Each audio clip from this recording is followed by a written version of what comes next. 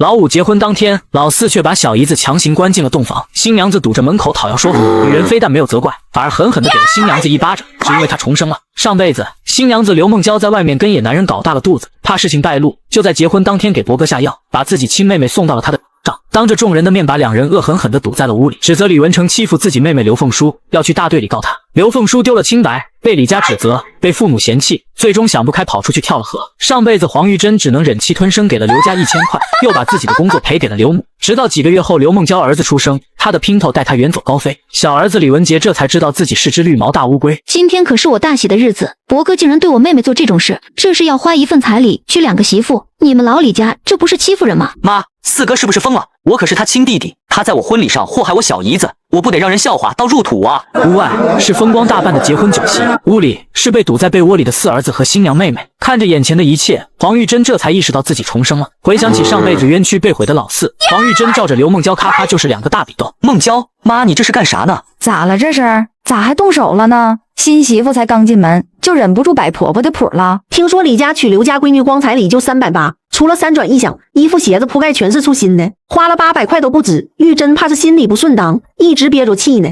你想搓磨我，门都没有，这婚我不结了。不结正好，我们老李家可要不起你这样的儿媳妇。和平，今天这酒不摆了，叫老刘家人过来退彩礼。妈，你这是啥话？四哥犯的错，关我娶媳妇啥事？你有气跟四哥发，冲梦娇发啥疯啊？你冲谁发火呢？你哥有了媳妇忘了娘的祸。这媳妇还没进门呢，就算继伯哥，要是嫁进来，我们老李家还不得家破人亡？刘梦娇，我告诉你，今儿要是闹出人命，害了我家老四，我饶不了你。妈，啥人命啊？我咋听不懂呢？刘梦娇怀了野种，你还不照照镜子，看看自己的头顶有多绿。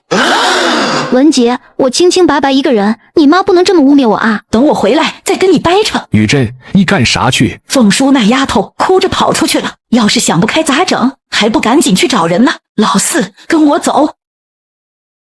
快救人！凤叔啊，你这傻孩子怎么能寻短见？你既然已经是文成的人了，就是我们老李家的媳妇。文成，你表个态。李文成性子正直，虽然知道自己被算计了，但他跟刘凤书既然发生了关系，当然得负责。我回去就打结婚报告。刘凤书小脸煞白，最痛苦的不是失去清白，而是被父母姐弟利用，不当个人。赶紧先送凤书去医院，别落下什么毛病。刘梦娇这个扫把星式肯定不能娶了，跟有妇之夫牵扯不清，还怀了野种，想让我儿子喜当爹，想都别想。蠢儿子当不当绿毛乌龟他已经无所谓了，他只是不想让刘梦娇膈应到自己。回想上辈子老两口的结局，黄玉珍对几个嗷嗷待哺的白眼狼已经没有半点想付出的心了。妈，医院那些大夫就会吓唬人，爸就是年纪大了，不是啥大毛病，到医院从头查到脚也检查不出个啥来，就是浪费钱。是啊，妈，现在骗子这么多，你们不要动不动就听人危言耸听，那些人就是捏准了你们这些老人怕死的心理。你们要是真有啥事，我们兄弟姐妹这么多人能不管吗？黄玉珍眼泪吧嗒吧嗒往下掉，拿着老人机笨拙的将老半干覆水，肚子胀成皮球的照片发到相亲相爱一家人的群里。群里静默了几秒，随即是老大李文国的消息：老三，我们都离得远，就你跟爸妈住得近，你多久没去看爸妈了？别站着说话不腰疼，你可是长子，出国这么多年，你回来过一趟吗？管过2个老的吗？还有你李文杰，爸妈最疼的就是你。当初家里的钱，你跟老大一个要出国，一个要做生意，都拿了大头，别给我装。你少跟我摆当哥的谱啊！当初为啥我们拿大头？你难道没顶老头子的班？你离婚搞破鞋，生了好几个赔钱货，全丢给老头老太太，这么多年吃喝拉撒不要钱吗？别以为我不知道，你仗着自己离得近，老头老太太那点家底都被你搜刮走了。黄玉珍看着群里的消息不住的颤抖，哽咽着拍拍老伴李和平的手，鼓起勇气给同城的老三打了个电话。文胜，妈知道你工作忙，实在是你爸病得重，要不也不能麻烦你。你看，行了妈，你们不就是想要钱吗？我是做儿子的，可我天天上班还得给人当孙子呢，老婆孩子几张嘴一大家子等着我，你知道我压力有多大吗？钱我可以给，但不能我一个人给，同样是当儿女的，不能拿我一个人当冤大头。等商量出结果就给你们馅儿，等着吧。雨珍，我不治了，大夫不是说了吗？就算治了，最多也就活个3、5年，我都70多了，活够了！一句活够了，让黄玉珍终于忍不住失声痛哭。咋会这样啊？她生了6个儿女，夫妻俩一辈子累死累活，供几个孩子上学、买房、结婚，帮着拉扯孙子孙女，每天买菜、洗衣服、做饭、接送孩子，忙得像个陀螺，就差没把自己的骨髓吸出来喂给孩子。现在老了病了动不了了，就成了儿女眼中不中用的老东西。趁身体还硬朗，我要领自己老头过几天自在日子，不为旁人，就为自己。至于那几个不孝子，谁也别指望谁，爱咋咋地吧。哎呀，老李两口子总算回来了。姓黄的，你还敢回来？养出一个小哒哒哒，非得塞进我们家，我还没告你骗婚呢，你倒呲着牙来咬人了。你妈打你丈母娘呢，你一动不动。妈，别打了，你这不是欺负人吗？吃里扒外的东西，知不知道自己姓李还是姓刘？妈，你咋回事？你看清楚，我可是你最疼爱的妖啊！你妈疯了？谁不知道黄玉珍是出了名的疼妖儿？别说打了，就是骂一句都不成。你个小大帮着别人欺负你妈，不想在家待了就赶紧滚！老子不缺你一个儿子，还有你们，别人都骑在头上拉屎拉尿，你们看不见？看看家里都被人祸害成啥样了。老大李文国是大学生，凡事都要脸面讲体面。爸，今天的事本来就是4弟的错，刘家生气也是人之常情，妈跟人撒泼打滚有什么用？最后还不是要老老实实解决问题。老三李文胜面无表情，却每个字都透着怨气。万一我说错话，把你们宝贝妖儿的好儿媳气跑了咋办？长子贵，幺儿娇，中间加个受气包。当年老大上学工作娶媳妇，掏空了家底，他跟4弟念完初中，家里就没钱供了。4弟去当兵，他就去器械厂当学徒小工，这几年家里才缓过劲儿。哎呀，老李家欺负人了，祸害了一个不够，还要祸害俩。我家好好的闺女，以后都没脸见人了啊！你们家儿子娶不上媳妇了咋地？专门盯着我们老刘家。孟娇还没进洞房，当哥的就在弟弟婚礼上祸害人家小姨子，这是人能干出来的事儿吗？你儿子着急留后啊，清清白白的大闺女张嘴就造，想花一费彩礼娶2媳妇，算盘珠子漫天蹦跶。李和平见3个人指着老七骂，顿时就要动手，亲戚街坊赶紧上去拦。老李，赶紧把事情说开了，动手有啥用啊？今儿这是真不怨老刘家，你家老四要是真看上了刘家闺女，兄弟俩娶姐妹俩也不是啥稀罕事，这咋还能耍流氓呢？是啊，咋能打人呢？哥那也说不过去不是？要是老刘家一狠心，上派出所告你家老四，他这前途可咋整？烟是缺吸烟，咋能在兄弟酒席上干这缺的事儿的？你们喝风油精长大的，净说风凉话。为啥酒席没办成？还不是因为老刘家这窝黑心的东西，连自己亲闺女亲妹妹都算计。刘梦娇这个小可爱，在外面跟野男人把肚子搞大了，怕事情败露，就把自己亲妹妹往伯哥屋里送，让他弟给我儿子下了牲口配种的兽药，想拿我儿的把柄，拿我儿的前途当威胁。大绿毛龟李文杰都傻了，看看刘梦娇，又看看自家老妈，一副傻叉相。你个小大说你干啥了？无凭无据，满嘴胡气。我儿子才13，他知道啥？我要告你们造谣！造谣？孩子那倒霉爹是叫陈立强的吧？人家可是有老婆的人。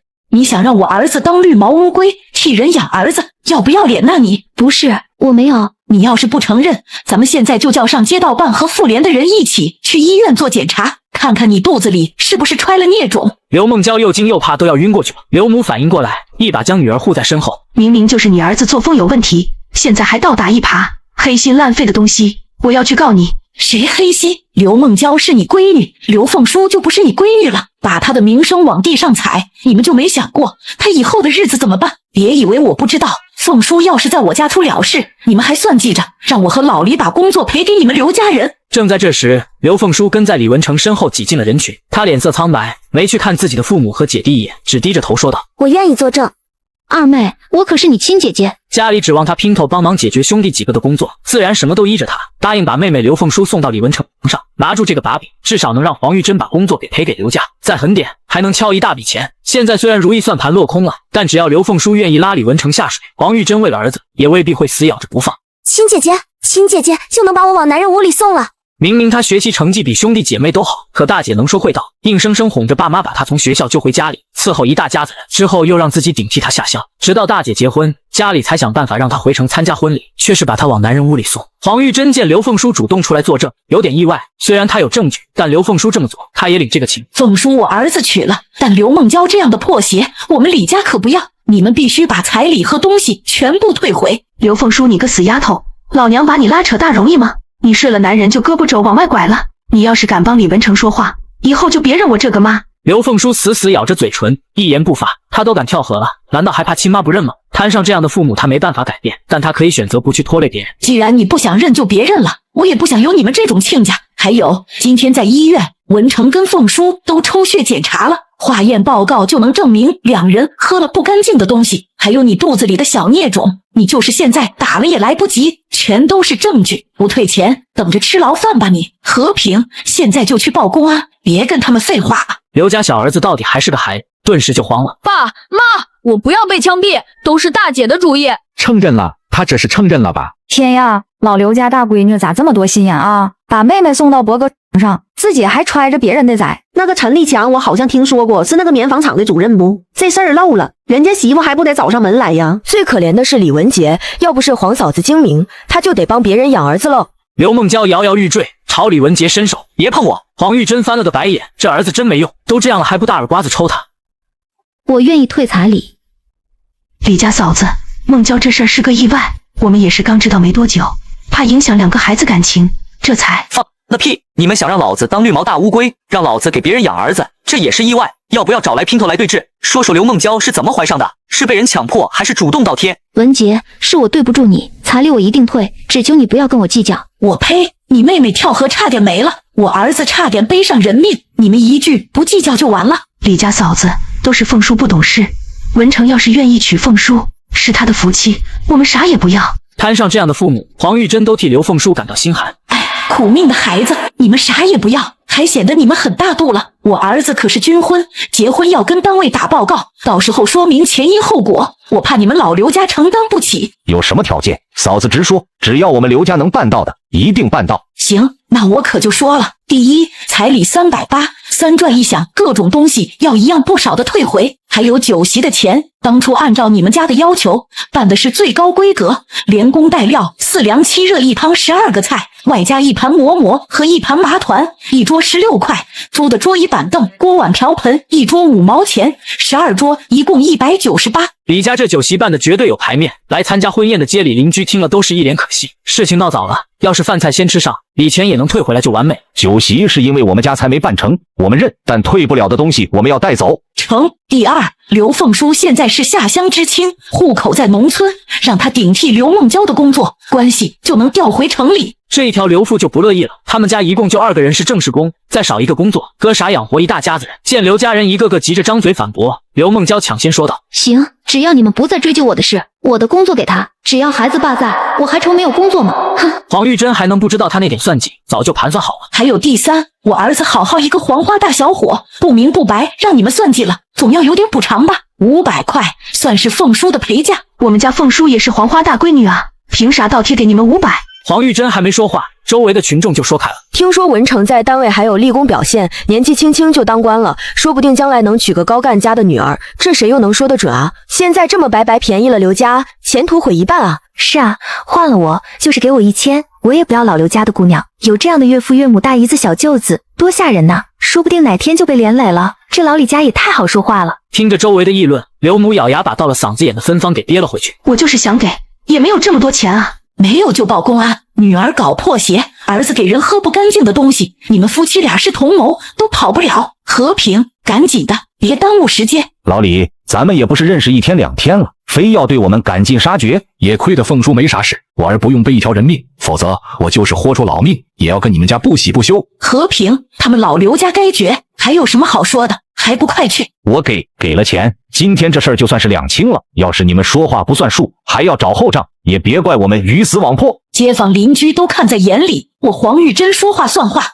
一手交钱，一手了事。彩礼380，酒席198，还有赔偿的500块，总共1078块。刘家现在是真的没有这么多钱，东拼西凑跟亲戚好说歹说凑齐给了李家，给了钱也没脸继续待下去了，一家子灰溜溜的走了。看啥看？舍不得就赶紧跟上，我不差你一个儿子。李文杰当时就哭了，刚才他爸也说不差他一个儿子，这是咋了？他不是老两口心里的好幺儿了？黄婶子，这件事是刘家的错，不能让你们李家承担。我知道婶子是好心，才应下我和文成哥的亲事，但我知道自己配不上文成哥。那些街坊邻居的话他都听进去了。李文成在部队当兵又有立功表现，将来能走多远谁知道呢？莫名其妙娶了他，已经是李家吃了大亏。他也不是死皮赖脸的人，自己失了清白是爹娘姐弟的错，怨不到李文成身上。你们替我讨回公道，又救了我的命，我不能恩将仇报。你们放心，那500块钱是补偿文成哥的，我1分都不要。我进厂工作之后可以住职工宿舍，也不会麻烦婶子家。黄玉英听着刘凤书这话，就知道他是个知书达理的，何况前世他跳河身亡，显见也是个有骨气的孩子。就凭这2点，比他家里的老大媳妇和老三媳妇不知道强多少。老四，你怎么说？我明天回部队打结婚报告。凤叔的话你也听见了，这桩婚事没人逼你，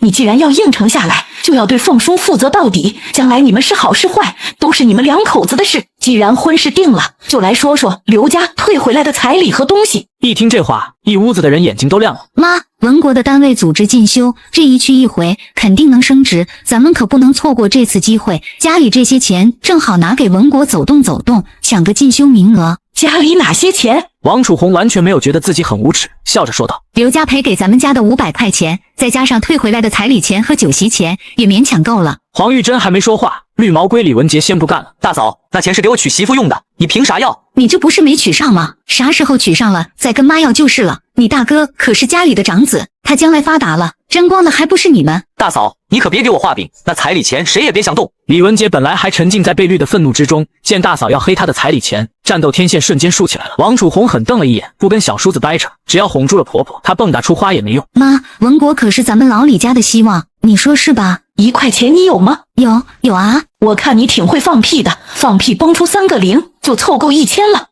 妈，你什么意思啊？你怎么能拿文国的前途开玩笑？刘家给的500块算是凤叔的陪嫁，还有刘家退回的彩礼380，这些我就收下了。3转一响，还有先前做的新衣服、新被褥，就留给凤叔用，算是咱们家的聘礼。兄弟几个一听，啥意思？钱给妈，东西给刘凤叔，那他们是啥也捞不着。妈，人都进门了，有这个必要吗？刘凤叔听出这话里的不屑，眼睛红红的低下了头。他婚前失贞，李家能要他就不错了。黄婶子还说要把3转一响和新衣服、新被褥都给他，这都顶上刘家赔的500块钱了。婶子，你闭嘴！你少给我摔摔哒哒的。我问你，彩礼钱和酒席钱跟你有1毛关系吗？钱是我们老2口出的，我们收回是天经地义。陪嫁的500是人家凤叔带来的，跟你们同样没有1毛钱的关系。那500块钱明明是刘家人赔给家里的，就算是刘家人赔的，也是赔给老四的，跟你们有什么关系？刘梦娇睡你男人了。王楚红被噎得脸色铁青，回头狠狠瞪了一眼丈夫李文国。李文国给他一个眼色，王楚红立即看向公公李和平。这么好的机会，难道要眼看着文国错过？爸，你说呢？这一次的机会的确很难得。爸，你啥意思？大嫂要拿我娶媳妇的钱，你也同意？你不管我的死活了？咋地？你明天就能娶上媳妇？先办你大哥的工作，等你娶媳妇的时候，肯定也攒出彩礼钱了。王楚红得到公爹的肯定，顿时得意的笑起来。长子的前途当然是最重要的。妈，爸都同意了。他同意了，你管他要呗。我哪有钱啊？老四，你先陪着凤叔去厂里，让刘梦娇今天就把工作交接了，再去职工宿舍帮凤叔安顿好。3转一响原本是我娶媳妇的，现在给了4哥娶媳妇，大哥还想要我的彩礼钱，妈，这不公平。咋？给你娶媳妇有3转一响，还有380，你4哥娶媳妇就不能有？你4哥媳妇还带了500陪嫁过来呢，你娶那货有个毛？哦，对了，有个孩子，别人的。是我识人不清，可我又不是不找了，难道我以后不娶媳妇了？3转一响既然让4哥用了，那500块钱正好补给我，还有380的彩礼钱，我现在就要拿到手，免得你们填补大哥。老五，我是你大哥，你防我像防贼一样像话吗？我有了好前途，你们几个小的不受益，一点蝇头小利就让你露亲不认了，将来我怎么放心提携一个白眼狼？你上大学的时候就天天给我们画大饼，后来又是参加工作，现在又升职，咋地？家里供你倒入土啊，还沾你的光？去土里沾啊！天天站在道德的制高点绑架别人，也就爸妈会信你的屁话。李文国面色难看，他是家里唯一的大学生，爸妈一向把他的前途放在第一位，现在老五要抢他进修的经费，还把他的脸扔在地上踩，2个老的竟然一点反应也没有。王楚红显然已经失去耐心了。妈，文国进修的费用，今天你给也得给，不给也得给。黄玉珍见大儿媳一副吃人的表情，心头的火蹭的窜上来，上去就是狠狠一巴掌。必须，我让你必须养了你们这些吃人的儿女，我倒了8辈子的血霉，我倒要看看，我不给你还敢抢？想到前世那几十年里，每一天他都忙得像只急速旋转、无法停止的陀螺，黄玉珍心里那口恶气就无论如何也咽不下去，每一巴掌都挥得尽力。一屋子的人都被黄玉珍突然暴起给弄了。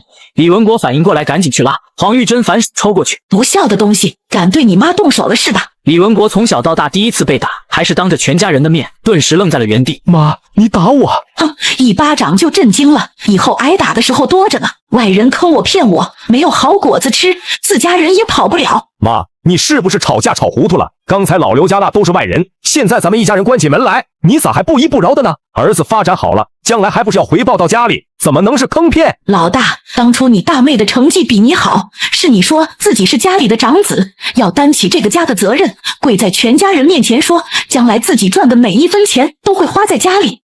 我跟你爸掏空了家底，才给你拿到工农兵大学的名额。等上完大学，你又说要疏通关系，争取分配更好的工作，把我和你爸老三老五工资攒了几年的钱都要走了，说将来赚更多的工资回报我。跟你爸还有弟弟妹妹，这些你都做到了吗？老三老五当学徒工供你的钱，你还了吗？感激过一句吗？大妹替你下乡这些年，她吃了多少苦，你问过一句吗？老大，做人不能这么自私，只想着自己。老三李文胜和老五李文杰都沉下脸，黄玉珍沉默看着这个长子，他不是要替其他儿女讨公道，但他要让老大明白，这一笔笔的账，大家心里都记着呢。为啥上辈子兄妹几人闹得跟仇人一样？根子就在老大这里。大院里也不止你一个大学生，人家每个月拿了补贴，还会往家里寄，只有你就知道搜刮家里的。现在工作几年了，你的工资呢？这话啥意思？父母供儿女天经地义，谁家不是老的补贴小的？家里又不缺吃喝，有必要算这么清楚吗？李和平听了这话，气得直哆嗦。其实他也早就对老大两口子不满了，只不过老人都图个家庭和美，不愿意挑起事端。但现在话说到这，他的火气也上来了，抄起鸡毛掸子就要奔大儿子去。李文国，我上早吧。说啥呢？说啥呢？说啥呢？你个糟老头子！对不起。说到哪了？刚才给我整的情绪都不连贯了。旁白，重新来一遍。李和平听了这话，气得直哆嗦。其实他也早就对老大两口子不满了，只不过老人都图个家庭和美，不愿意挑起事端。但现在话说到这，他的火气也上来了，抄起鸡毛掸子就要奔大儿子去。爸，有话好好说，别动手，动手不能解决问题。好，你说怎么解决？李文国知道自己是躲不过去了，今天这事不解决，以后他也别想在老头老太太手里拿到一分钱。爸妈，我是看家里暂时用不到什么钱，才没提工资的事，可没想到家里对我有这么大的敌意。既然这样，我每个月都往家里交一半的工资。李文国，我同意了吗？楚红，这钱我必须给家里，要不然以后我这个当大哥的还怎么做弟妹的榜样？李文国频频给王楚红使眼色，他们交，别人也得交，等他用钱的时候，也有理由跟家里要，而且会拿得更多。黄玉珍眼中满是嘲讽，什么叫不拿工资大家对他有敌意了？什么叫以后没法给弟妹做榜样了？真是句句都在算计，他上辈子怎么会相信这么个货能给自己养老？老大，你们夫妻一个小可爱，一个牌坊，别跟我在这红脸白脸的唱，家里没人是傻子。李文国的脸瞬间就绿了，妈知道他咋想的。王楚红也是一脸吃惊的看着婆婆，谁是小可爱，谁是牌坊？其余人的表情就很耐人寻味了，他们早就想这么骂大哥了，仗着自己是老大，多吃多占不说，偏偏还要扯着光宗耀祖的大旗，没有比他更虚伪的了。妈，你这是啥话？等开了工资，我立马拿一半交家里。不行，我绝不答应。王楚红紧咬着牙，她没有工作，丈夫一半的工资交出去，这日子还能过吗？黄玉珍原本差点就答应了，现在看来自己还是太仁慈了。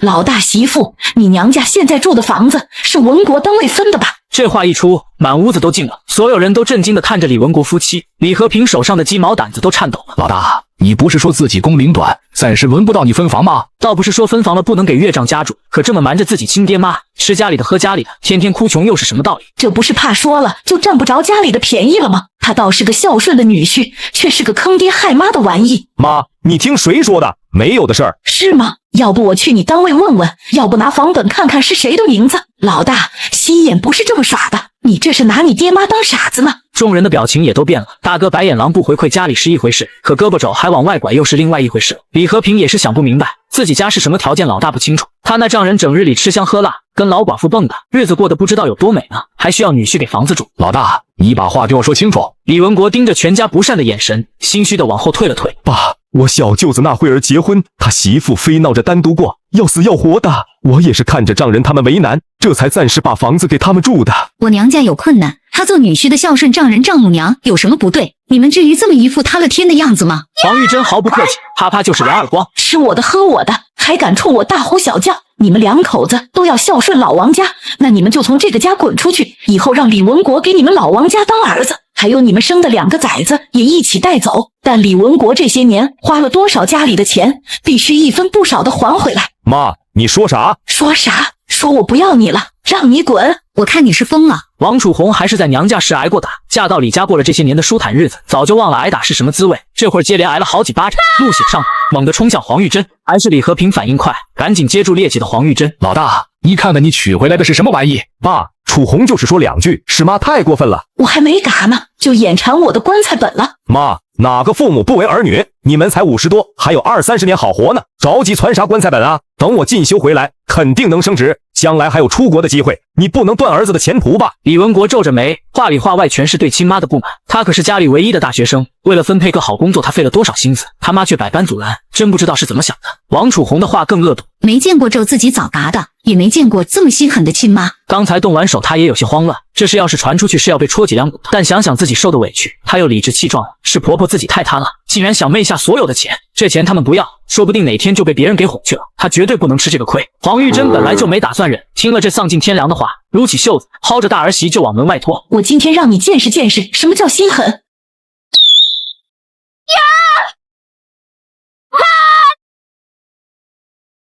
黄嫂子，咋了？这是啥？对婆婆动手了？啧，那这一出因为啥呀？能是因为啥呀？因为钱呗。李家喜事没办成，刘家又赔了不少，钱能闲着吗？李家2口子手松，儿女一哄就啥都给了。黄玉珍听着街坊邻居的议论，更生气了。感情大家伙都门清，就他自己蠢。更有爱管闲事的，直接指着李文国说道：“文国，你们全家为了供你，前些年过的是啥日子？我们街坊邻居可都看在眼里，你不能这么没良心呢。”是啊，你爹妈还没老呢，真等到了不能动的那天，得把老头老太太搓磨成啥样啊？黄玉珍听了这话，心头又酸又苦，想起前世这帮只知道吸血的儿女，黄玉珍都不知道自己上辈子是图啥。还好他有了一次重来的机会，他一定会好好珍惜这次机会。噼里啪啦，大嘴巴子不要命的抽。李文国见自己人设崩了，哪还顾不上自己挨揍的媳妇，急急慌慌的辩解：“牛婶儿，赵大爷，我媳妇是骂我呢，我妈让老刘家人给气糊涂了，你们别误会。”黄玉珍一听这话，松开猪头一样的王楚红，炮弹一样冲过去给了长子一耳雷子。完蛋玩意，睁眼睛说瞎话，草稿都不打一张。今天当着邻里邻居的面，咱们就把话说清楚了，全家勒紧裤腰带，供着你结婚上学工作。你呢，工作好几年了，吃家里的喝家里的，生了孩子也让我来养，工资1分不往家里交不说，单位分了房子还瞒着家里，怎么着能放心给你丈人住？信不着亲爹亲妈，怕我们要你的房子，那你怎么有脸拼了命的搜刮家里的钱？怎么不去吸你老丈人的血？这话一出，街坊邻居就炸锅了。哎呦，这里家老大工作几年了，1分都没往家里交过，单位分房子，2口子就搬出去住呗，自己跟爹妈急啥急？你这话说的，搬出去吃喝拉撒不都得自己花钱吗？分了房子白给丈人住，留在家里吸亲爹亲妈的血啊！嘿，这女婿怪孝顺的哈。这李文国是李家的亲儿子吗？这是老王家的亲儿子吧？可不是，老李2口子这些年省吃俭用，结果养出个白眼狼。妈，李文国这回是真的慌了，自己在政府部门上班，这些话要是传出去，什么进修名额不说，说不定还会被有心人利用，他可不想戴上不孝的帽子。现在知道怕了，晚了。你媳妇指着我的鼻子大呼小叫的时候，怎么没见你这么着急？李文国都结婚了，我们还要过日子呢，凭什么还要上交工资？房子是我们的，给谁住也是我们的自由。你这么说的话，就自己出去过呗，住婆家白吃白拿的干啥？就是吃喝拉撒都在婆家，工资凭什么不上交？凭什么让婆家白养你们？李文国还有弟弟妹妹呢，啥都可你们2口子来啊！李文国脸涨成猪肝色，他可是体面大学生，工作也是坐办公室的，这让他以后还怎么见人？楚红，你少说2句，妈你放开他，这是要干啥去？干什么去？去老王家退货。婶儿，啥退货？你李文国快30的人了，还在家吃爹妈的，你也算个男人，要是养不起老婆孩子，干脆离婚。妈，哪有你这么当妈的？我们2口子过得好好的，你咋能逼我们离婚？呸！你们2口子倒是过得好好的，可你们千不该万不该算计老娘。你要是不离，就把花老娘的钱还了，从我家里滚出去，我没有你这么不要脸的儿子。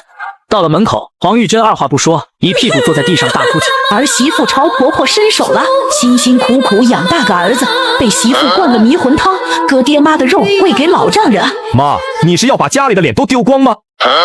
你嫌我丢人，我还没嫌你丢人呢。挺大个人赖在家里，衣来伸手，饭来张口，娶个媳妇也是懒货。进门快10年了，饭没做过几顿，还让我当婆婆的洗衣裳，伺候洗脸水，要钱不给就打人，这是儿媳妇吗？根本就是活脱脱的畜生啊！李文国听了这话，脸涨得像猪肝。王楚红更是人都妈了，顾不得自己被拖拽2条街，浑身狼狈，一咕噜爬起来就跪到黄玉珍身边。妈，你是要逼洗我才甘心吗？要洗早点洗，在老娘这里演什么戏？他捡起砖头就往王家门上打，占着女婿分的房，还挑唆女儿打婆婆。王建仁、张桂芳这对人面兽心的狗东西，不得好洗啊！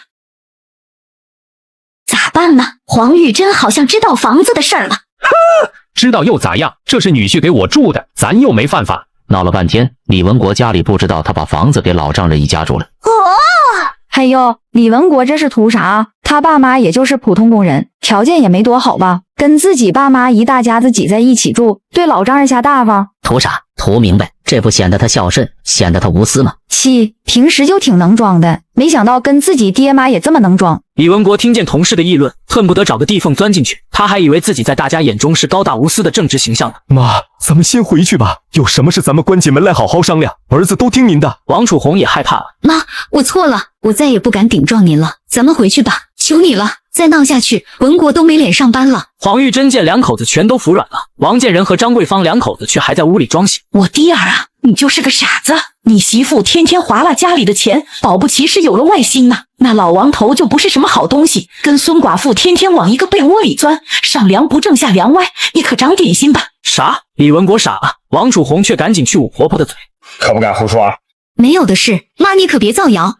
老大，你看见了吧？你媳妇知道他爹搞破鞋，还帮着瞒他妈呢。这个里外不分的货，都把你给教坏了。邻居们听了这话，全都激动起来了。我就说孙寡妇家里有动静，闹了半天是老王。话音未落，屋里便传来咣当一声，紧接着是王建仁的惨叫：“别打，别打，没有的事！你个胡老娘们，还不住手！”你是不是知道你爸的事？是不是？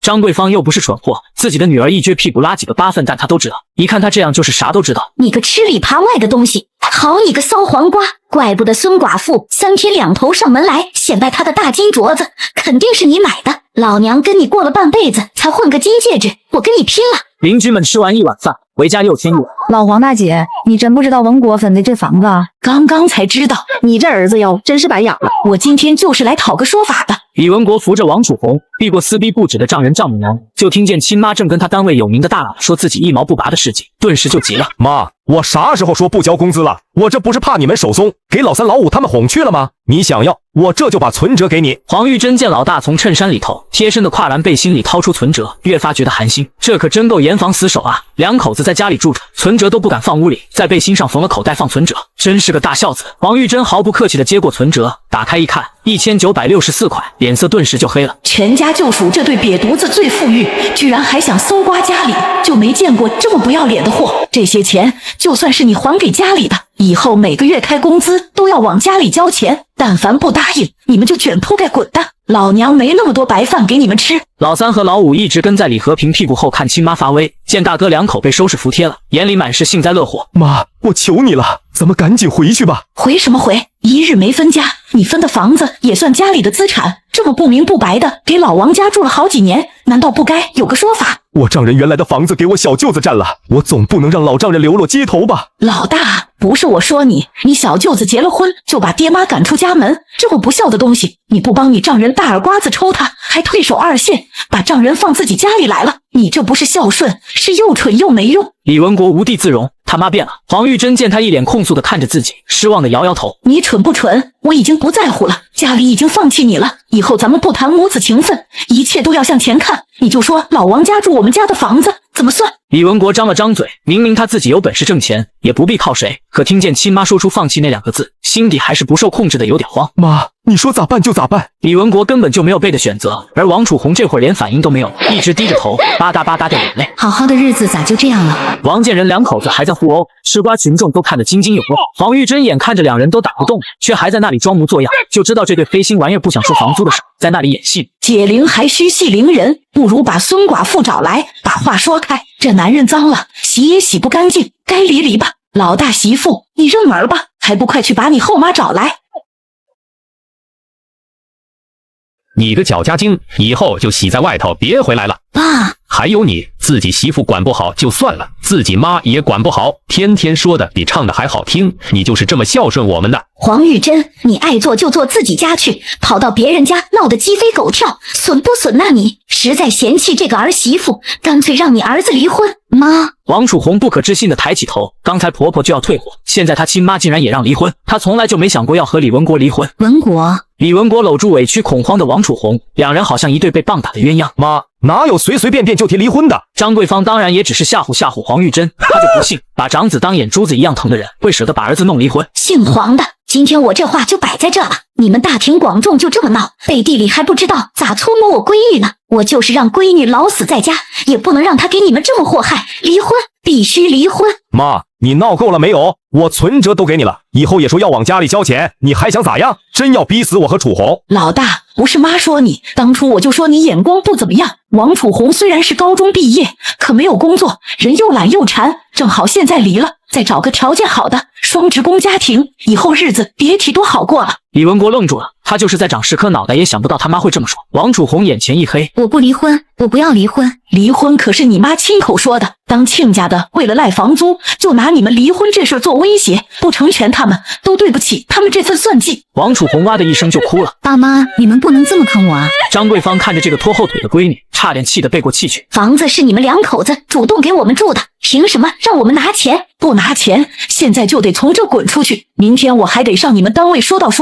一个搞破鞋的老壁灯，占着亲家的房子白住，不闹到你被辞退，我就不姓黄。老三老五还不赶紧把他们的东西从屋里清出去，自己家的事儿不出头，赶明儿也分出去当过。李文胜和李文杰今天已经被亲妈的操作给吓得没胆，听到自己被点名，根本不敢有半点犹豫，抬腿就往屋里冲。你们干啥？住手！都给我放下！亲家母，你这是干啥呀？有话好好说，我家那虎娘们瞎说的，哪有亲妈撺掇孩子离婚的？那比后娘还不如。黄玉珍翻了个白眼，这个王建仁还敢阴阳他，他这辈子就是要做个比后妈还狠毒的恶魔。老王，你也别怪我不念情面，你住我们家房子给钱是天经地义，亲兄弟还得明算账，好说好商量，你们耍无赖，那就被怪我来硬的了。是，亲家母说的是，房租我们也没说不给，都是几个孩子闹腾的。行，既然你说了，那咱们就来算算这笔账。房子你们住了3年零2个月，咱们这租房的价格大家心里都有数，我也不要你高了，1个月算你12块钱，38个月456块钱。12块钱算是市价，黄玉珍并没多要。大院里的邻居连连点头说这个价格公道，拿钱去。张桂芳要气炸了，可这个时候她也不想再继续闹下去。孙寡妇的事情还没完呢，拿出钱盒子，仔仔细细数了3遍，才把钱给到黄玉珍手里。老三老五继续搬东西。哎，我说亲家，你这是干啥？收了钱怎么还撵人呢？我说老王，你把脑袋里的货也交给孙寡妇了，这400多是之前房租，以后要是还住，那是另外的钱。不住了，就是白给我住，我也不住了。白住，长得丑，想得还挺美。张桂芳一听黄玉珍骂自己长得丑，又想起孙寡妇那茬了，抡起胳膊狠狠给了王建仁一巴掌。出了这种事，他还能有脸住在这个大院？房子肯定是不能租了。看在两家还是亲家的份上，给我2天时间搬家。行，黄玉珍这次很大方地答应了，喊了老三老五一声，转身往家走。王楚红赶紧拽着李文国跟上，生怕晚一步被婆婆拒之门外。李和平瞅着自家老婆子，脸色复杂极了。他从来都不知道老伴有这么强的战斗力，自己愣是一句话都没插上。老伴会不会觉得自己太没用了，然后要跟自己离婚吧？一路都没人说话，等到了家，老四李文成已经回来了。爸妈，你们去哪了？我扯了面条，马上就能吃饭了。凤叔那边都办好了。办好了。一句话没说完，李文成就看见后面进来的大哥大嫂，两人脸上都有巴掌印，尤其大嫂的脸简直惨不忍睹。这是咋了？黄玉珍给自己倒了一杯凉白开，咕咚咕咚灌下肚，砰的一声放下茶缸子。都坐。众人被吓得一抖擞，纷纷围着桌子坐了下来。老三媳妇呢？自己老婆孩子去哪了都不知道，你个没用的废物！可能是回娘家了。刘家人收拾酒席东西的时候，我看见3弟妹拎着一大包东西，偷偷领着佳宁出了大门。黄玉珍听了这话，还有什么不明白的？老三媳妇偷拿了摆酒席的肉和菜，就马不停蹄的给娘家送去。看你们一个个娶回来的都是什么玩意？一个搅家精，一个伏地魔，一个小可爱，可真给家里长脸。老大、老三、老五纷纷低下了头。你们是打算出去住，还是继续住家里，把房子租出去？家里住。李文国一个人上班，工资一家4口花，根本攒不下多少。而且王楚红还惦记顶替婆婆的工作呢，她不在家，这工作肯定就便宜别人。黄玉珍也不戳穿他们。既然这样，老大单位分的房子，房租就要上交家里，工资也要上交一半。黄玉珍见他们没有异议，又看向老三，还有你们两口子，工资也要交给家里一半。妈，不是说大哥的事儿吗？咋扯到我身上了？我那点学徒工的工资交给家里一半，还剩啥了？丽君的工资也不高。老三媳妇周丽君在废品收购站工作，平时清闲的要命，所以工资不高，跟李文胜差不多，都是20出头。衣食住行、人情往来、看病吃药都是家里拿钱。你们两口子工资虽然不多，可花在哪了，你心里没点逼数。老三媳妇3天2头往娘家跑不说，但凡手里有1毛钱，都得特意跑一趟娘家给送去。你大哥的工资，你4弟的补贴都交到家里，你凭啥不交？要不你们一家3口分出去当过？我不走，我又没房子。不走就得交钱，家里不养白吃白喝的。老三几经挣扎，到底还是闭了嘴。家里结了婚的都交钱，他要是不交，以后肯定会被挤兑。老五李文杰眼见着战火纷飞，都有些庆幸自己这婚没结成了。谁知他妈转眼就说到他了：你还没结婚，工资要么全部交到家里，家里管你吃住，管你娶媳妇；要么你自己攒老婆本，只往家里交生活费，你自己选。李文杰就是个临时工，1个月才18块钱，除去生活费，自己攒老婆本得攒到猴年马月啊！他又不像三哥那么骚包，会撩小姑娘，岂不要当老光棍？我交工资。黄玉珍给了他一个算你识相的眼神。以后这个家里，个人管个人的内务，衣服全都自己洗。老大媳妇跟老三媳妇轮流做饭，老五老六轮流刷碗扫除。老大媳妇顶着猪头脸哪还敢出声？老三媳妇不在家，老五拔脖子想反对，自己都交工资了，怎么还要刷碗？但看着他妈凉飕飕的眼神，又赶紧缩了回去。老六李秀兰见没人吭声，沉下脸，我不干，我还要上学，没空。黄玉珍看着小女儿冷漠的神情，点点头，也行。既然家里的事情你不参与，家里的东西也没你的份，家务你不做饭就没你的，衣服你不洗，那你可以选择穿馊的。妈，我可是你亲生的，这个家里哪个不是我生的？你脑袋镶金边了，高人一等。老娘生你一回，又把你养这么大，生恩养恩都不报，还要老娘伺候你，你配吗？李秀兰，你不把我当亲妈尊着敬着，我也不会拿你当宝贝养着捧着。以后家里不公了，你要考大学，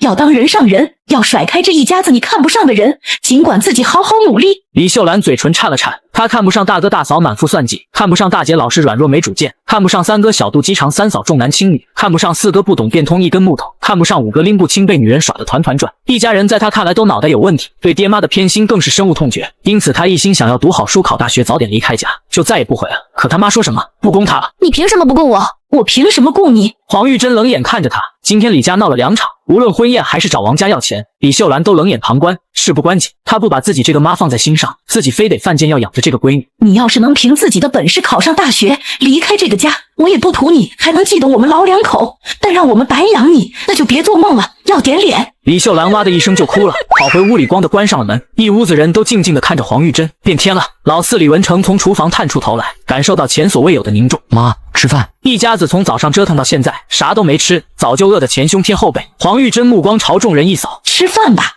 老四去当兵之前也常帮着做饭，手擀面食一绝，配上金黄的鸡蛋酱和萝卜干咸菜，再下饭不过。屋子里一时间只有吸溜面条的声音。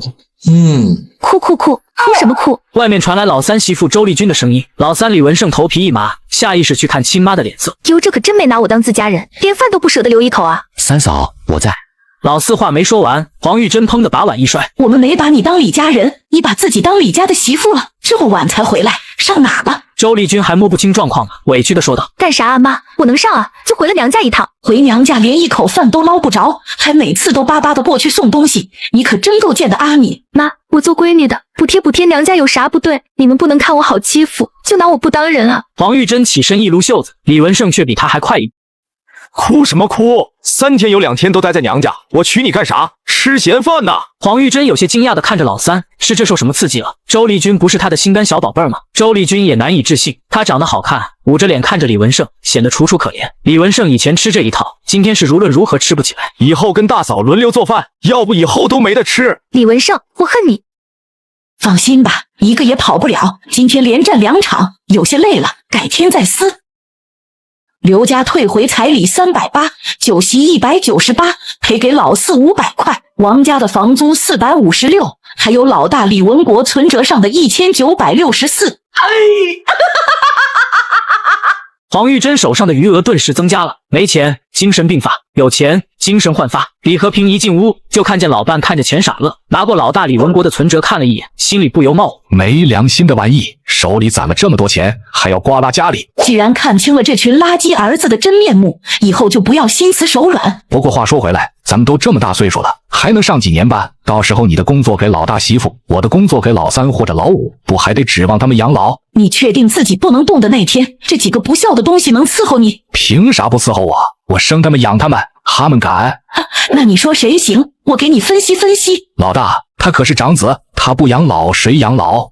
老大为啥要去进修？不就是奔着出国吗？口口声声说自己是长子，可背地里藏钱藏房子，打的啥主意？你仔细想想，他出国能大带女带老婆，还能带上你我。李和平一噎，想想老大两口子做的那些事，心也凉了几分。老三老五今天说的那些话你也听见了，老大这么多年在家占便宜，他们心里都有怨气。老大要是撇下咱们不管，他俩心里就更不平衡了，能高高兴兴养咱俩，我可不愿意去受气。那老二和老四，咱们最亏待的就是他俩。你好吃好喝供着别的儿女，最后让这俩啥都没捞着的养老，你脸咋那么大呢？李和平嗫嚅了半晌，那咋办？咋办？谁也不指望，不到咽气那天，他们都休想从我手里拿走一分钱。手里有钱，还怕没人伺候你？那工作给谁都是毛病，干脆谁也不给，咱就留着拿退休金。黄玉珍瞄着老伴，想到他前世得肝病遭的那些罪，你放心，我肯定好吃好喝伺候你到喜的那天。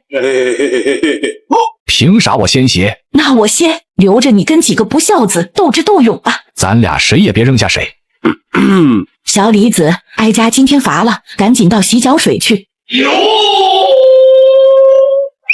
明天得去一趟小河村，看看秀香怎么样了。今天老大媳妇做饭，明天就是老三媳妇，一人一天轮换着来。老五昨晚收拾的厨房，今天就是老六。谁要是不听家里的安排，就别回来了，该去哪去呢？老大两口子决定见机行事，不管听见啥都老老实实的答应，打算把老两口哄好了再说。周丽君则委委屈屈的看向老三李文胜，还是老一套手段。李文胜却是被老大的余额给刺激狠了，毫不理会周丽君的求助，埋头吃自己的。老五李文杰昨天就臣服在了亲妈的淫威之下，埋头就是造，不就是刷个碗擦个桌子扫个地吗？也就3两下的事。一屋子表情管理大师，只有李秀兰不服不忿，怨气都写在脸上，摔摔打打的收拾碗筷。黄玉珍没理会，只要干活，他才不管是高兴干活还是生气干活，影响不到他。老三一会儿上堂里请个假，跟我去小河村看看你姐。我不去，1个月就那么点工资，请假还要扣工钱。扣工钱，你媳妇年年月月补贴娘家，要回来顶你多少工钱？去看你大姐1天工钱，你倒舍不得了，忘了你姐当初怎么一把屎一把尿的伺候你。老五也是我姐带大的，咋不让他请假？老五缺心眼，帮不上忙，还是个饭桶，领他出门我还不如带个棒槌。李文胜的腰板不自觉挺直了。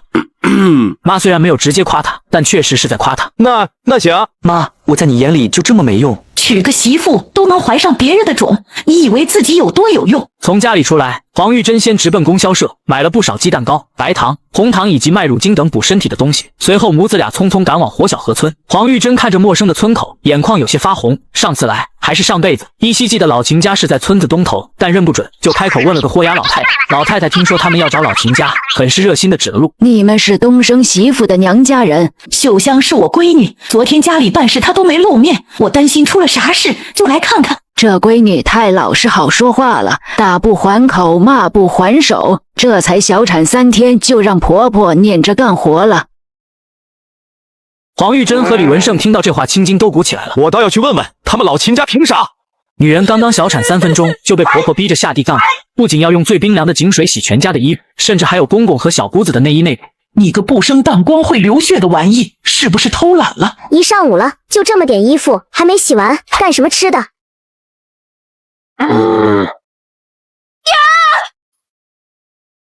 来人啊！打人了，我妈被打了。黄玉珍根本没有停手的意思，抽完赵老太，对着秦小娟的脸也是狠狠一巴掌。李文胜知道到了自己表现的时候了，乌鸦坐飞机，嗨！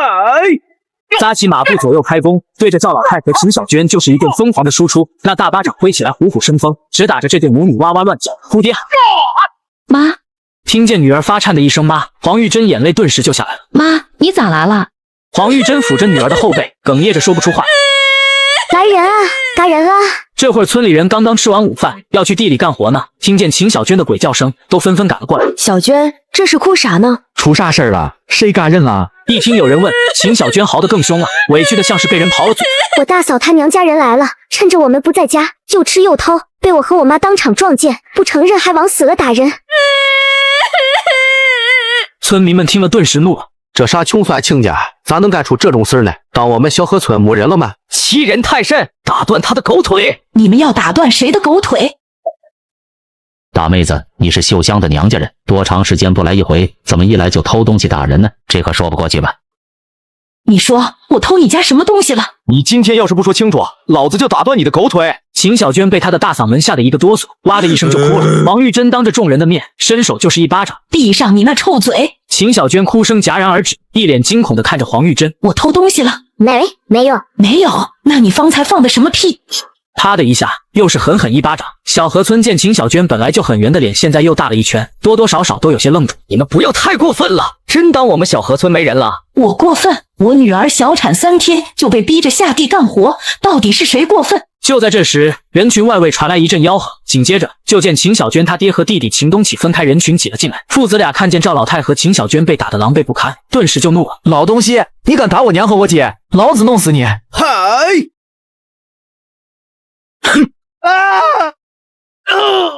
老大媳妇，你就看着你妈和弟弟在这撒野，亲家上门哪有这么闹的？李秀香紧紧拽着黄玉珍的衣袖，害怕的浑身都在颤抖。亲家，你们把我当亲家了吗？换句话说，你们把我闺女当人了吗？今天我来就是要跟你们好好说道说道，你们是怎么对待我闺女的。他确实是气得很了，当着他的面，赵老太母女就这么对秀香，可想而知背地里会有多恶劣。秀香她娘，我是这小河村的村长，秦家有啥对不住你们李家的，你说出来，我给你做主。既然要讲道理，那我倒要问问各位，我大老远的买上好吃好喝来探望我小产的闺女，有什么错？这没错啊。那你们知道我提着大包小包的东西一进门看见了什么吗？我一进门就看见我刚刚小产的闺女坐在那里洗衣服，你们自己数数，堆在那里没洗完的和已经晾起来的到底有多少？她头上的伤还冒血呢。所有人都被问得一言不发，看着秦家人的目光里都带着不赞同。老秦头一看要糟，连忙反驳：不是这么回事。那是怎么回事？黄玉珍怒气冲冲走到那堆脏衣服里面，提溜出几件抽抽巴巴的内衣裤。这是谁的？外边穿的衣服也就罢了，内衣裤也得我闺女给你们洗，咋地？屁股上长疮了坐不住。他一甩手，直接把脏兮兮的内裤丢在了秦小娟的脸上。秦小娟羞得想钻进地缝，赶紧用手捂住脸。这么大的姑娘了，还得嫂子给洗内裤，只能是小姑子懒到家了。在这个时代，尤其是农村，姑娘家一旦和懒挂上钩，以后还想找个好婆家，谁娶媳妇之前不打听打听？看看这儿，还有这儿，应该不止秦小娟一个人的吧？这是不是赵老太的？又指着几件四角的，这该不会是老秦头的吧？人群轰的一声，当公公的让儿媳妇给洗内裤，这也太不要脸了，恶心不恶心啊？不是我的，那是东启的。小叔子的内裤让嫂子洗，这又好到哪里去了？17、8的大小伙子了，也不是孩子。村里的妇女顿时就骂起来了：裤兜子让嫂子洗，见过不要脸的，没见过这么不要脸的。一家子懒货啊！这是将来谁敢嫁到秦家来？这秀香当初就是被老秦家算计的，真是命比黄连都苦啊！李文胜气得在秦东启脸上狠狠踩了几脚，秦东启被压在地上，疼得眼泪鼻涕流了一大把，一个劲儿的喊骂。赵老太这会儿却顾不上心疼儿子，顶着村里人指指点点，恼羞成怒道：李秀香是我们秦家娶回来的儿媳妇，洗个衣服咋了？咋了？你说咋了？我告诉你咋了？你坑害我闺女，你作孽了，你该死！你早点脱生，下辈子做猪做狗，不用穿内裤，天天光屁股跑，也没人说你不要脸。嗨呀，别打了，别打了，这事儿是他们家不对，那也不能把人打成这样啊，要讲道理啊。你们还好意思跟我讲道理呢？我来看闺女，好吃好喝拿来了，这俩狗东西一进门就骂我闺女不生当光会流血，是个残废。看见我们手里拿的东西，就说我偷他们家的，他们跟我讲道理了吗？这懒货当着这么多人的面污蔑我偷东西，也够拘留一阵子了。你们家做事也太不像话了，还不赶紧给大妹子道歉？亲家，这都是误会，孩子不懂事，回头我好好教育他们。你看这事儿就算了吧。算了，我呸！这次算了，以后还让我闺女给你们家洗内裤，你们要不想洗内裤，拉完直接吃了。两头受益。大妹子，这事儿的确是他们做的不对，我让他们给你赔礼道歉。你看这事儿就这么结果怎么样？秀香以后还得跟东升过日子呢。话说的真好听，你不就是想告诉我，我闺女还得在秦家人手底下过日子？我要是不依不饶，以后秀香就没好日子过。村长被揭穿用意，尴尬的不得了。见村里人看他的眼神都不对了，连忙否认。大妹子，你误会我了，我不是这个意思。你说咋整？黄玉珍没说话，解开李秀香脑袋上系的手绢。围观群众齐齐吸了口凉气。我闺女在秦家遭了大罪，小产第3天就下地干活，脑袋还磕了个血窟窿，保不齐要落下什么毛病。看来有必要报案查一查，要是查出什么，把你们村的先进公社弄没了，你们记得找老秦头算账。你想咋办？你说吧。要么秦家拿钱给我闺女治病，以后让他们2口子分出去当过；要么通知秦东升回来办离婚手续，以后秀香跟你们老秦家一刀两断。赵老太一听要钱，顶着肿脸就叫唤上了：拿钱？你做梦！那就离婚。我不同意，她嫁到我们秦家，生是秦家的人，死是秦家的鬼，她就是老大的媳妇。李秀香要是走了，她上哪再找个当牛做马的回来？老大媳妇，快劝劝你妈，她现在是在气头上，离了婚的女人是要被说嘴的。秦小娟也意识到问题严重了。是啊，大嫂，离了婚的女人不值钱，一直待在娘家，还要被兄弟们嫌弃。我闺女下半辈子就是不嫁人，我也养得起。至于她的兄弟，李文胜看见黄玉珍要杀人似的眼神，赶紧表态：我不嫌我姐，我跟我妈一起养着我姐。妈，小胜。兴许是秦家的日子实在难过，最终他还是点了头。黄玉珍松了口气，他还真怕秀香舍不得秦东升呢。闺女我领走了，告诉秦东升，让他赶紧回来办离婚手续。你们不能走，李秀香是我们秦家的儿媳妇，和你们李家已经没有关系了。她生下来先是我妈的女儿，再是我的大姐，后面才是你们秦家的媳妇。你敢说她和我们李家没关系？咋？你家买卖人口啊？信不信我告你？老秦头被李文胜杀气腾腾的眼神盯着，顿时僵住了，一动也不敢动。黄玉珍有些诧异的看了眼老三，没想到老三还能说出这样的人话。李文胜接收到老妈的眼神，自豪的挺了挺胸。村长见事情无可挽回了，重重叹了口气，去村大队给李秀香以治病的名义开了介绍信。三人路上没耽搁，一下火车就看见李和平等在出站口。爸，秀香。李和平看见憔悴的女儿，眼泪一下子就出来了。家里最对不住的就是这个闺女。你咋来了？我琢磨着你今天要能赶回来，就得坐这趟车。走，跟爸回家。李秀香眼眶通红，点了点头。4人回到家，一屋子人看见李秀香回来，都有些吃惊。秀香小产了，身体很不好，我带她回来看病。秦家人虐待秀香，我不打算让她再回去了。妈，大妹在城里也没有营生，不回去要靠什么生活啊？你不会想把工作给大妹吧？她早就把婆婆的工作视作囊中之物了。她这2天这么老实，也是怕顶班的事泡汤。李文国猛地扯了一把王楚红，给他使了个眼色。有老三媳妇冲锋陷阵，你跑过去点什么炮？王楚红回过神来，瞬间觉得脸有点不舒服。我回屋看看孩子去。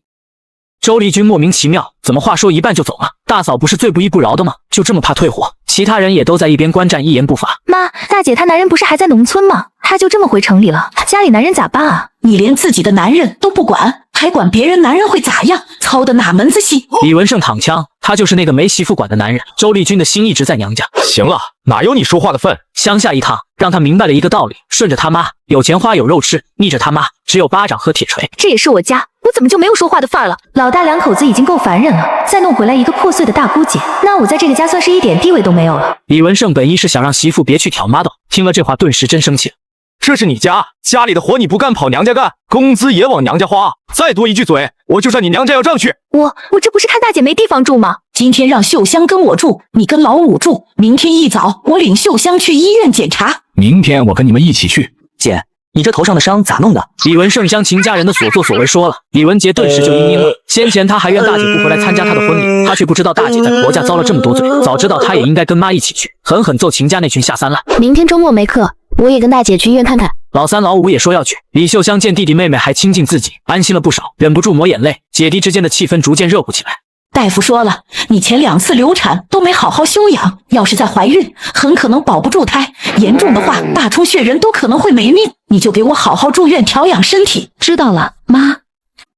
你回家拿暖瓶、搪瓷缸子，再拿个脸盆，还有卫生纸。对了，还有昨天我拿回来的红糖、白糖、麦乳精，也都一起取来。李文杰本来不愿意，一听麦乳精，想着回家偷喝，立马应了，我这就去。